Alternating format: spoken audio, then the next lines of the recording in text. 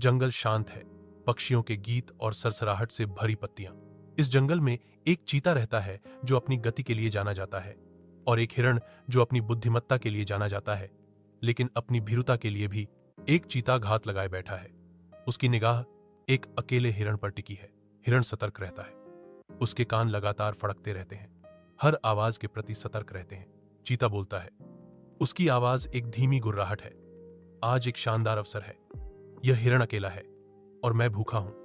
बस एक छलांग और मेरा शिकार तैयार है, कथावाचक बोलता है। इसने एक आवाज सुनी।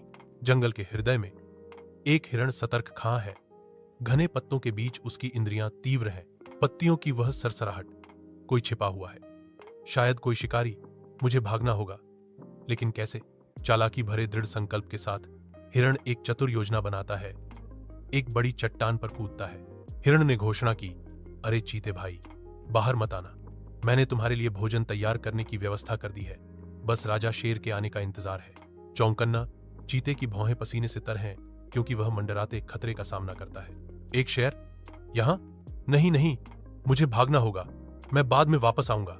चीते का डर भागने के उसके हताश फैसले को हवा देता है। चीता ऐसे भागा जैसे उसकी पूंछ में आग लगी हो। जंगल के हृदय में सूर्य का प्रकाश घने आवरण से बुनाई करता है, जो एक अकेले हिरण को प्रकाशित करता है।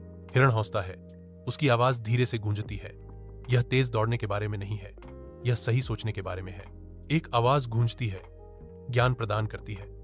तो बच्चों, हम इस कहानी से क्या सीखते हैं कि मुसीबत में घबराने के बजाय अगर हम धैर्य और समझदारी से काम लें, तो हम बड़ी से बड़ी मुश्किलों से भी बच सकते हैं। A deer is peacefully roaming in the forest.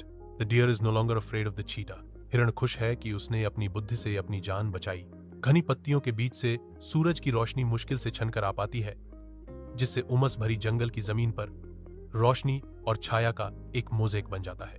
ऊपर से एक आवाज गूंजती है, तो हमेशा याद रखना, बुद्धि शक्ति से बड़ी होती है।